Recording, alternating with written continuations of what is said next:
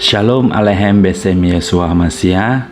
Selamat pagi Bapak Ibu yang terkasih dalam nama Tuhan Yesus. Pada pagi ini kita akan berbagi tentang renungan pagi. Pagi ini kita berbagi tentang 4 makna salib Kristus bagi orang percaya. Firman Tuhan yang akan kita baca terambil dari Ibrani 2 ayat 9 sampai 15. Tetapi Dia yang untuk waktu yang singkat dibuatnya sedikit lebih rendah daripada malaikat-malaikat, yaitu Yesus, kita lihat, yang oleh karena penderitaan maut dimahkotai dengan kemuliaan dan hormat, supaya oleh kasih karunia Allah Ia mengalami maut bagi semua manusia. Sebab memang sesuai dengan keadaan Allah yang baginya dan olehnya segala sesuatu dijadikan, yaitu Allah yang membawa banyak orang kepada kemuliaan, juga menyempurnakan Yesus yang memimpin mereka kepada keselamatan dan penderitaan. Sebab Ia yang menguduskan dan mereka yang dikuduskan, mereka semua berasal dari satu. Itulah sebabnya Ia tidak malu menyebut mereka saudara. Katanya, aku akan memberikan namamu kepada saudara-saudaraku dan memuji-muji engkau di tengah-tengah jemaat. Dan lagi, aku akan menaruh kepercayaan kepadanya. Dan lagi, sesungguhnya inilah aku dan anak-anak yang telah diberikan Allah kepadaku. Karena anak-anak itu adalah anak-anak dari darah dan daging, maka Ia juga menjadi sama dengan mereka dan menjadi bagian dalam keadaan mereka, supaya oleh kematiannya Ia memusnahkan dia, yaitu iblis yang berkuasa atas maut, dan supaya dengan jalan demikian Ia membebaskan mereka yang seumur hidupnya berada dalam perhambaan oleh karena takutnya kepada maut.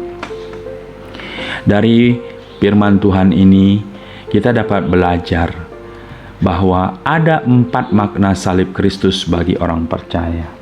Yang pertama dikatakan Taurat digenapi dan perjanjian baru dimulai. Dengan disalibnya Kristus, maka dalam Ibrani 10 ayat 9 dikatakan, dan kemudian katanya, sesungguhnya aku datang untuk melakukan kehendak-Mu. Yang pertama, Ia hapuskan supaya menegakkan yang kedua. Yesus menggenapi hukum Taurat dan dimulainya perjanjian baru untuk penebusan manusia. Jadi sejak mula Tuhan sudah merencanakan penebusan manusia yang jatuh ke dalam dosa, dan melalui salib Kristus, kematiannya, maka penggenapan janji itu dimulai. Dengan demikian kita memiliki pengertian bahwa salib Kristus memiliki arti bagi kehidupan kita, yaitu Taurat digenapi dan perjanjian baru sudah dimulai. Makna kedua, meneguhkan Yesus sebagai Tuhan dan Kristus. Kisah 2 ayat 36 berkata, jadi seluruh kaum Israel harus tahu dengan pasti bahwa Allah telah membuat Yesus yang kamu salibkan itu menjadi Tuhan dan Kristus.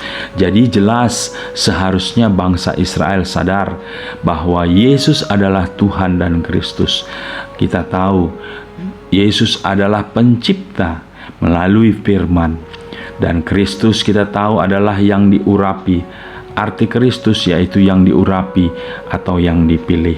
Untuk mengerti tentang arti Kristus, Bapak Ibu boleh melihat video saya sebelumnya, yaitu tentang arti nama Yesus Kristus. Maka di situ akan jelas bahwa pengertian daripada Kristus adalah yang diurapi. Yang ketiga, yaitu oleh kematiannya kuasa iblis dimusnahkan. Dalam Ibrani 2 ayat 14 yang sudah kita baca di atas tadi, dikatakan karena anak-anak itu adalah anak-anak dari darah dan daging, maka Ia juga menjadi sama dengan mereka dan mendapat bagian dalam keadaan mereka, supaya oleh kematiannya Ia memusnahkan dia, yaitu iblis yang berkuasa atas maut. Jadi jelas melalui kematian Tuhan Yesus, kuasa maut itu dimusnahkan. sehingga orang yang percaya kepada Tuhan Yesus tidak lagi binasa, tetapi beroleh kehidupan yang kekal, karena Tuhan Yesus sudah menebus setiap manusia dari dosa bagi setiap orang yang percaya mengakui Yesus sebagai Tuhan dan Juru Selamat bagi kehidupannya. Jadi jelas di sini kematian Yesus salib menandakan bahwa kuasa iblis sudah dipatahkan, sudah dikalahkan, sehingga Yesus tampil sebagai pemenang karena Yesus adalah Tuhan itu sendiri. Nah, yang keempat, melalui kematian Yesus atau melalui salib Kristus itu menandakan oleh kebangkitannya maut dikalahkan dan kita beroleh hidup yang kekal. Dalam 1 Korintus 15 ayat 21 sampai 22 dikatakan, sama seperti maut datang karena satu orang manusia, demikian juga kebangkitan orang mati datang oleh karena satu orang manusia. Karena sama seperti semua orang mati dalam persekutuan dengan Adam, demikian pula semua orang akan dihidupkan kembali dalam persekutuan dengan Kristus Yesus. Jadi bersyukur bagi kita orang-orang yang percaya kepada Tuhan Yesus, bahwa melalui kematian Yesus Kristus dan oleh kebangkitannya maut dikalahkan dan kita berhak beroleh hidup yang kekal. Ini satu kebanggaan, satu ucapan syukur yang harus kita selalu ingat, bahwa kematian Yesus dan kebangkitannya membuat kita beroleh hidup yang kekal. Jadi kita dapat mengambil kesimpulan, ada 4 makna salib Kristus bagi orang percaya. Di pagi yang baik ini kita sadar bahwa kematian Yesus di kayu salib memiliki makna yang pertama, Taurat digenapi dan perjanjian baru dimulai. Yang kedua, meneguhkan Yesus sebagai Tuhan dan Juru Selamat. Jadi kita tidak perlu ragu lagi, Yesus adalah Tuhan itu sendiri. Yang ketiga, oleh kematian Yesus kuasa iblis dimusnahkan, maut dikalahkan, sehingga kita beroleh kehidupan yang kekal. Yang keempat dan terakhir, oleh kebangkitannya maut dikalahkan dan kita beroleh hidup yang kekal. Puji Tuhan, pagi yang baik ini kita boleh mengucap syukur.